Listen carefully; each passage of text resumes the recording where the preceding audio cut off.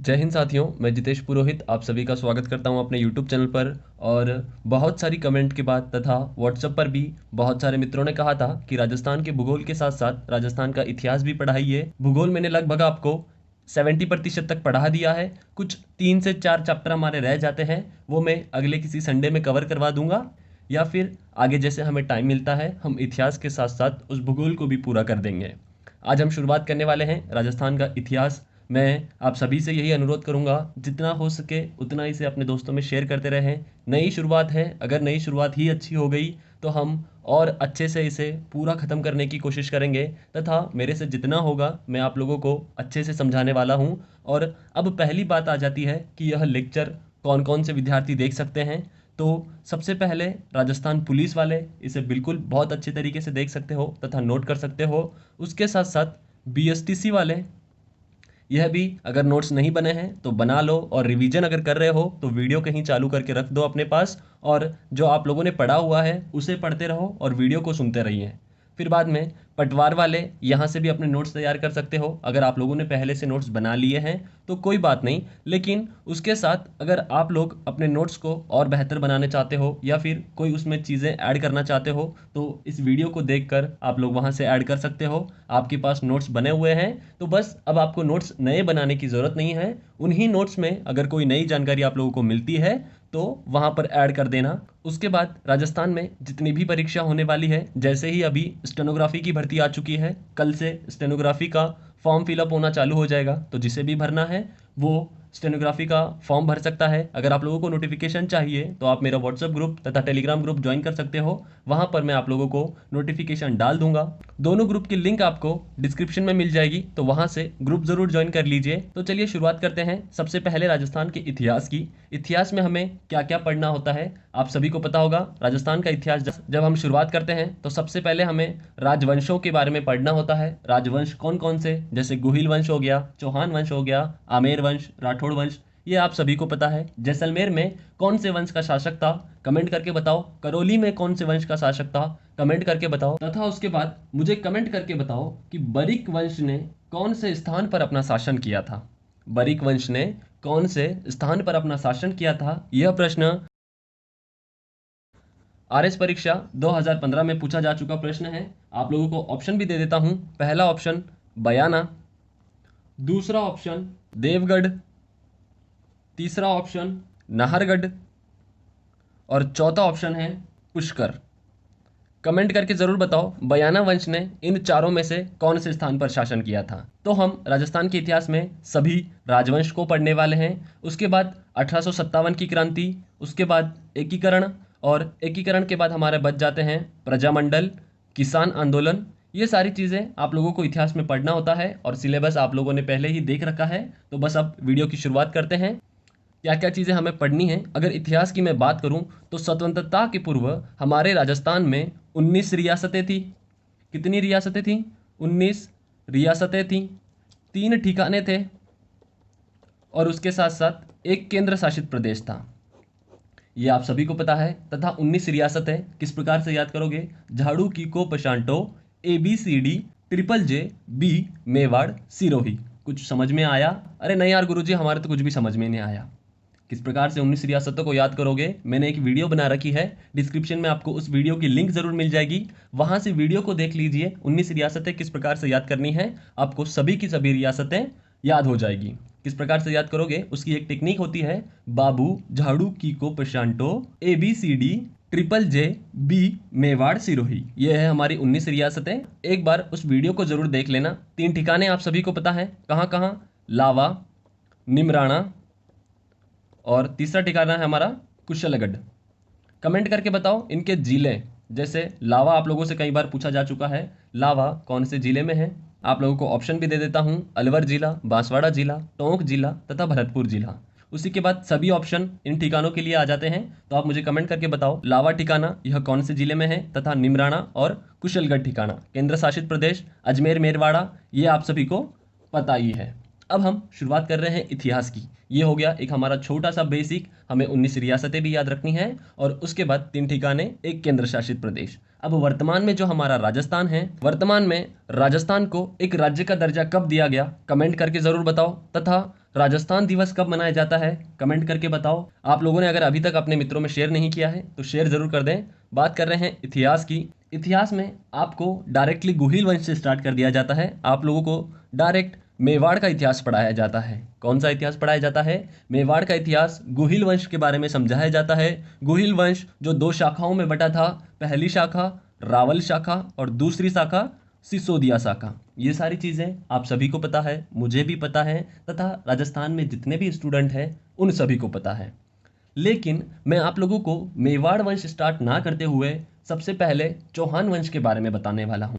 राजस्थान का एक प्रसिद्ध वंश था, उस वंश का नाम है चौहान वंश। कौन सा वंश? चौहान वंश। आज हम चौहान वंश के बारे में पढ़ने वाले हैं और इस वंश से जितने भी राजा हुए हैं तथा इस वंश की जितनी भी शाखाएं हुई हैं हम उन सभी को पढ़ने वाले हैं, क्योंकि एग्जाम में मोस्टली क्वेश्चन चौहान वंश से पूछे जा रहे हैं। इसीलिए मैं आप लोगों को पहले इतिहास के साथ थोड़ा जोड़ना चाहता हूं ताकि आप इतिहास के साथ फैमिलियर हो जाएं। आपको इतिहास थोड़ा समझ में आना चाहिए कि हमें एक्चुअली पढ़ना क्या है। अगर मैं आपको डायरेक्ट गुहिल वंश पढ़ा दूं, जैसे मेवाड़ का अगर मैं आपको गुहिल वंश बताऊं तो आप मुझे बता दोगे श्री गुहिला ने इसकी स्थापना की थी, फिर बप्पा रावल, उसके बाद हम पढ़ेंगे अल्लाह राव के बाद में शक्ति कुमार के बाद में रण सिंह व करण सिंह, फिर उसके बाद में जेत्र सिंह, तेज सिंह, समर सिंह और हमारे रावल शाखा के अंतिम शासक रावल रतन सिंह। इन शासकों के नाम आप सभी को पता होंगे, लेकिन इन शासकों का इतिहास पढ़ने के लिए थोड़ा डिफिकल्ट होता है। इसीलिए हम पहले चौहान वंश को खत्म कर देते हैं और चौहान वंश के बाद हम शुरुआत करेंगे मेवाड़ का गुहिल वंश। चौहान वंश जो हमें बहुत ही इंपॉर्टेंट है, कई बार यहाँ से प्रश्न पूछे जाते हैं। इस वंश को ध्यान से समझिए। मैं आज आप लोगों को चौहान वंश का इंट्रोडक्शन देने वाला हूँ। चौहान वंश की उत्पत्ति कहाँ से हुई थी तथा चौहान वंश की जो उपशाखा है, क्योंकि चौहान बस शाकंभरी में ही नहीं था या फिर राजस्थान में सांबर में ही नहीं था। चौहान सबसे पहले सांभर में आए। इन्होंने सांभर में चौहानों की स्थापना की, ये बात आप सभी को पता है। लेकिन इसके बाद ये अजमेर में हुए, अजमेर के बाद रणथंभौर में हुए और रणथंभौर के बाद यह जालोर पर भी गए, जालोर के बाद नाडोल में भी गए, नाडोल के बाद ये सिरोही में भी गए। तो आपको बहुत अच्छे से पढ़ना है इस वंश को तथा इस वंश की जितनी भी उपशाखाएं हुई है इन सभी शाखाओं के संस्थापक आप लोगों को याद रखने हैं। उनकी स्थापना कब हुई ये आप लोगों को याद रखना है। Most of the time basic से ही प्रश्न पूछा गया है कि चौहानों का आदि पुरुष कौन है। कमेंट करके बता सकते हो चौहानों का आदि पुरुष किसे कहा जाता है। अपना आंसर मुझे कमेंट करके ज़रूर बताएं। अगर नहीं पता है तो इस वीडियो को पूरा देखें, क्योंकि आज मैं आपको जो बेसिक बताने वाला हूं इसमें चौहानों की शाखा ही डिस्कस करने वाले हैं। जैसे चौहानों की जितनी भी उपशाखा थी, उनके संस्थापक तथा उन्होंने कौन से सन में उनकी स्थापना की है, ये सारी चीज़ें आज हम पढ़ने वाले हैं। यहाँ से भी एक प्रश्न पूछ लिया जाता है, तो पूरा वीडियो को ध्यान तक जरूर देखें। अगर वीडियो अच्छी लगती है तब इसे अपने मित्रों में शेयर करते रहें और अगर आप लोग चैनल पर नए हो तो चैनल को सब्सक्राइब करना ना भूलें। और आप सभी के सहयोग से मेरे 140 से भी अधिक सब्सक्राइबर हो चुके हैं, तो आज का हम टारगेट रखते हैं 150 सब्सक्राइबर। और जिस प्रकार मैंने आप लोगों को ज्योग्राफी पढ़ाई है, प्रॉमिस करता हूँ उसी प्रकार मैं आप लोगों को इतिहास भी पढ़ाऊंगा। तो बस इसी प्रकार आप अपना सपोर्ट करते रहें। बात करते हैं चौहान वंश से संबंधित। चौहान वंश, यह वंश एक वृक्ष के समान है। किसके समान है यह वंश? एक वृक्ष के समान है। और आप सभी को पता है वृक्ष की क्या होती हैं? बहुत सारी शाखाएं होती है। क्या होती है वृक्ष की? बहुत सारी शाखाएं होती है। उसी प्रकार चौहान वंश, इसकी भी बहुत सारी शाखाएं थी। आपको सभी शाखाएं याद करनी है तथा उनके संस्थापक तो भी आप लोगों को याद करना है। आज की वीडियो से इतना बेसिक आप लोग जरूर याद करें। अब जैसे चौहान वंश एक वृक्ष के समान था और वृक्ष की बहुत सारी शाखाएं होती है, तो अब वह वृक्ष कौन सा था जहां से इनकी शाखाएं निकली? तो आप सभी को याद रखना है चौहानों का मूल स्थान है सांभर के चौहान। कौन से चौहान?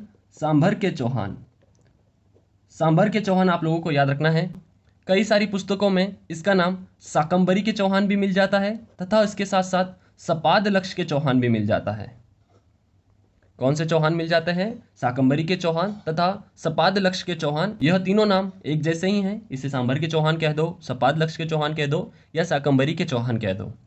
अब बात करते हैं सांभर के चौहान। सांभर के चौहान, यहाँ पर इनकी स्थापना वासुदेव चौहान ने की थी। ये बात आप सभी को पता होगी, लेकिन इन्होंने कब की थी अगर ये प्रश्न पूछ ले तब हम बताएंगे। यह 551 ईस्वी सन में वासुदेव चौहान ने राजस्थान के सांभर में चौहान वंश की स्थापना कर दी।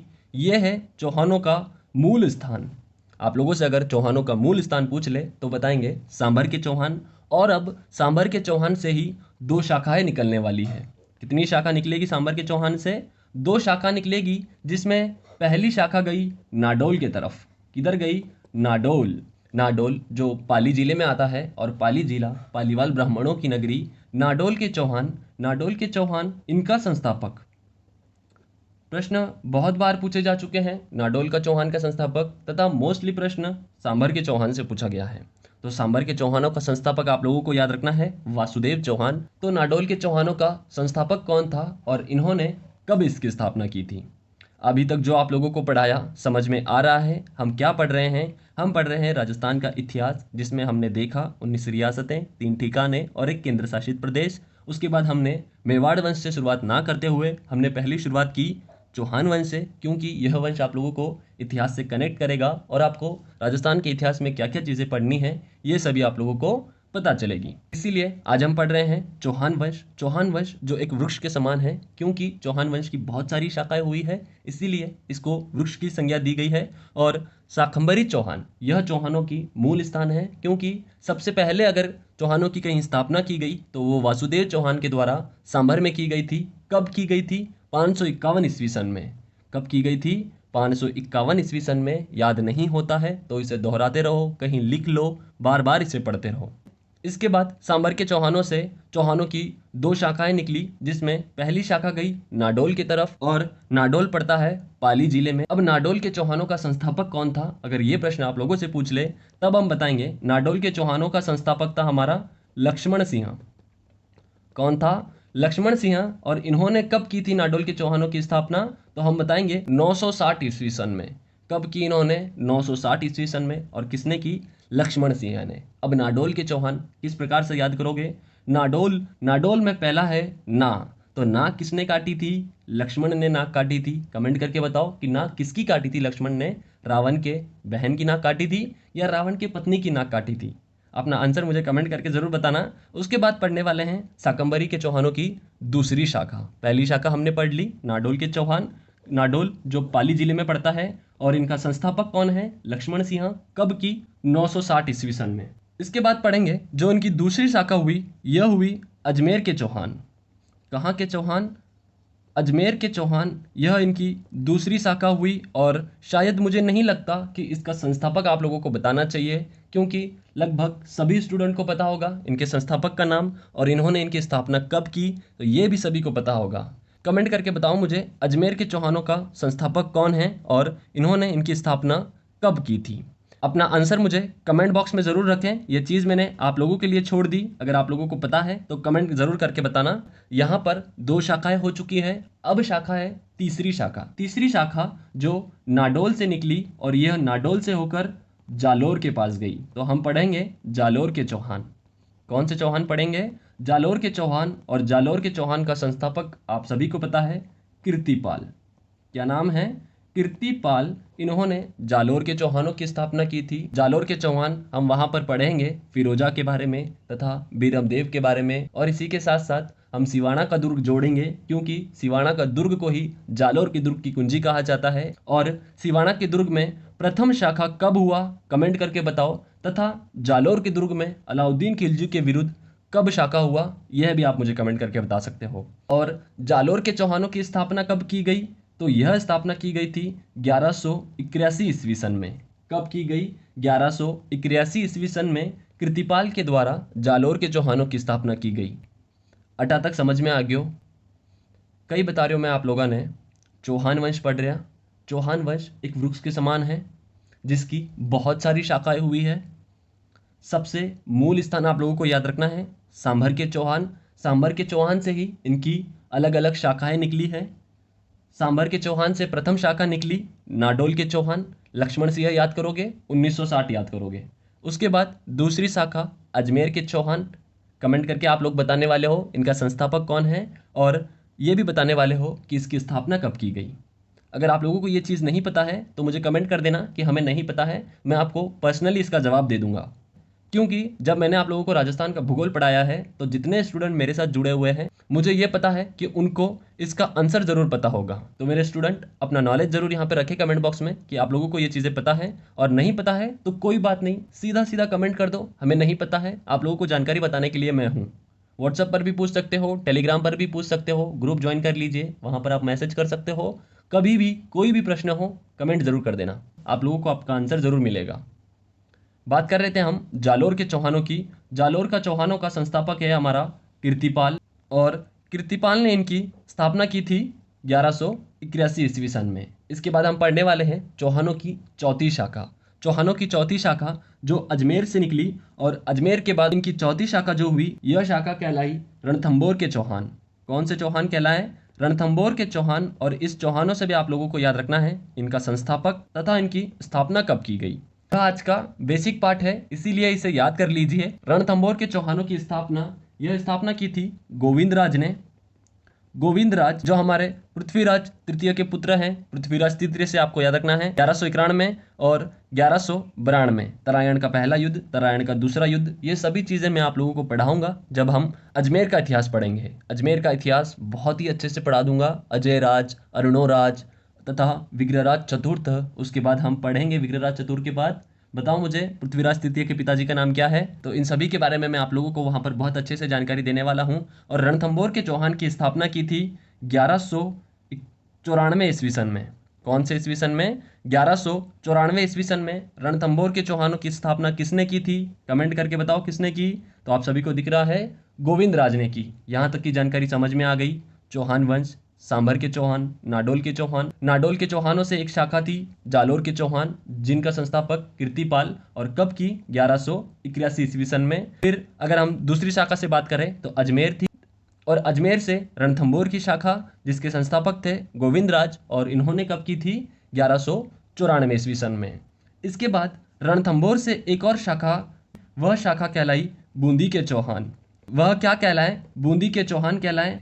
मैं किसी एक परीक्षा के लिए नहीं पढ़ाने वाला हूं, मैं आप सभी को पढ़ाने वाला हूं। राजस्थान पुलिस वाला हो, बीएसटीसी वाला हो, पटवार वाला हो, या चाहे किसी भी परीक्षा से संबंधित हो, जिस भी परीक्षा में राजस्थान का इतिहास आता है तो आप मेरी वीडियो को देख सकते हो, और आप लोगों को कोई भी जानकारी गलत नहीं दी जाएगी। सभी की सभी जानकारी हस्तलिखित नोट्स के द्वारा पढ़ाई जा रही है, तो आप इसे देख सकते हो और अपने मित्रों में भी शेयर कर सकते हो। बूंदी के चौहान हम पढ़ रहे हैं। बूंदी के चौहानों का संस्थापक कौन था?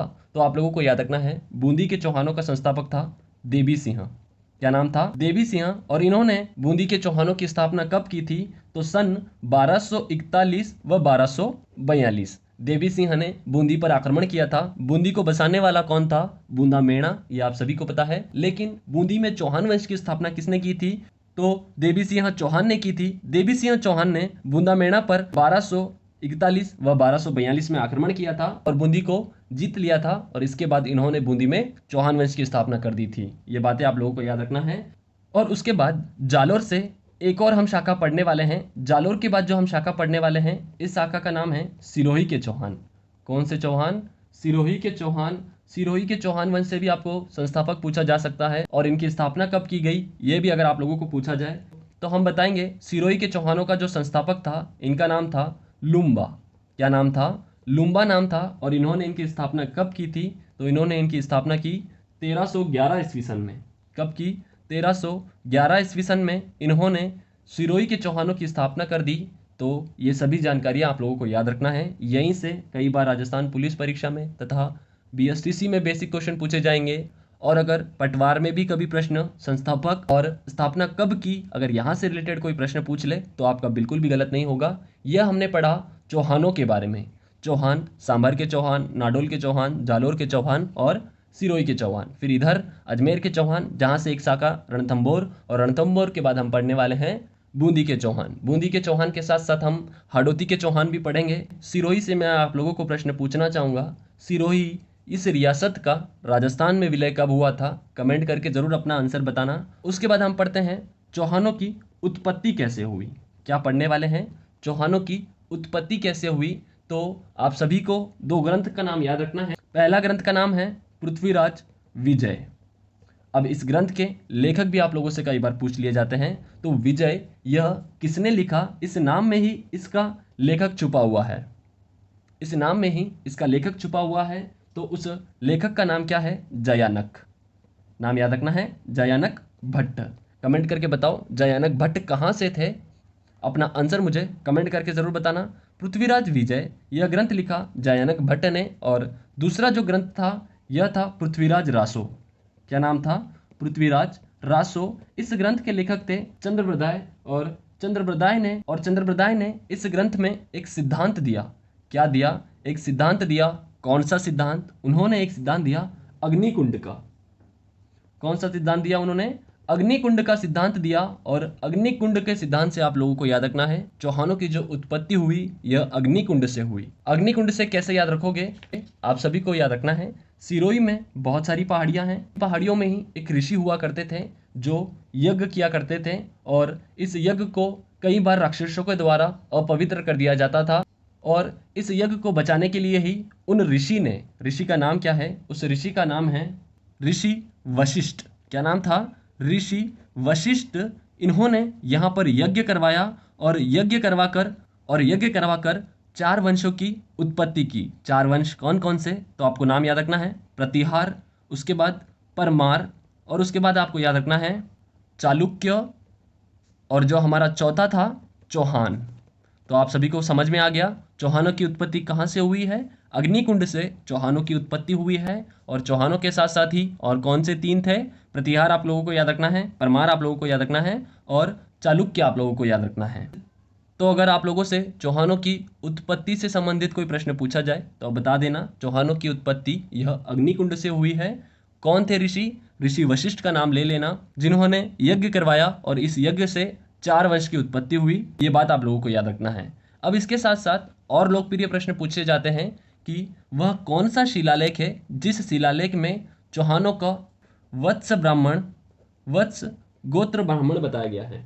तो इसका आंसर है बिजोलिया शिलालेख। कौन सा शिलालेख? बिजोलिया शिलालेख। बिजोलिया शिलालेख के बारे में मैं आप लोगों को कल जानकारी देने वाला हूं, तथा आप लोग मुझे बता सकते हो इसके लेखक कौन है। और बिजोलिया शिलालेख, इसका संबंध है भीलवाड़ा जिले से। यह कितने पदों में लिखा गया है? कमेंट करके जरूर बताना। अगर नहीं पता है तो कोई बात नहीं, कल की वीडियो में हम डिस्कस करने वाले हैं। बिजोलिया शिलालेख के अनुसार ही सांभर के चौहानों का पता चलता है, वासुदेव का पता चलता है। और मुझे कमेंट करके बताओ वह कौन सा शिलालेख है जिस शिलालेख में जालोर का नाम जबालीपुर मिलता है। उसके बाद बिजोलिया शिलालेख से ही आपको याद रखना है, बिजोलिया शिलालेख में ही चौहानों को वस्त गोत्र ब्राह्मण बताया गया है। तो ये प्रश्न कई बार पूछा जा चुका है, वह कौन सा शिलालेख है? बिजोलिया शिलालेख है। तो ये थी हमारी आज की बेसिक सी वीडियो, आप लोगों को समझ में आ चुकी होगी। आज हमने पढ़ा चौहान वंश की उत्पत्ति से संबंधित तथा इसके जितने भी उपशाखा थी और इनके संस्थापक और इनकी स्थापना कब की गई, इसका आप स्क्रीनशॉट ले सकते हो तथा अपने पास नोट कर लीजिए, क्योंकि इतना बेसिक तरीके से आपको अभी तक कोई भी यूट्यूब चैनल पर नहीं पढ़ाया होगा। तो आप इस जानकारी का स्क्रीनशॉट ले लीजिए। कल हम पढ़ेंगे वासुदेव चौहान के बारे में, तथा वासुदेव चौहान के बाद गुवक के बारे में पढ़ेंगे और चंदनराज के बारे में पढ़ेंगे। फिर उसके बाद हम विग्रहराज द्वितीय के बारे में पढ़ेंगे और पृथ्वीराज प्रथम के बारे में भी हम थोड़ी सी जानकारी लेंगे। फिर हम परसों से शुरुआत कर देंगे अजमेर के चौहानों की, और नाडोल के चौहान, जालोर के चौहान। धीरे धीरे हम सभी चौहानों को अच्छे से पढ़ेंगे। तो आज की वीडियो कैसी लगी कमेंट करके ज़रूर बताना। अच्छी लगी, बुरी लगी, या फिर कुछ कमी रह गई हो तो कमेंट कर सकते हो। कोई सजेशन हो तो वो भी कमेंट करके बता सकते हो। और वीडियो अगर अच्छी लगी हो तो इस वीडियो को अपने मित्रों तक शेयर करना ना भूलें। आज का हमारा टारगेट है 150 सब्सक्राइबर का, तो जितना हो सके उतना इसे अपने मित्रों में शेयर करते रहें। तो आज की वीडियो मैं यहीं पर समाप्त करता हूँ। जय हिंद, जय भारत।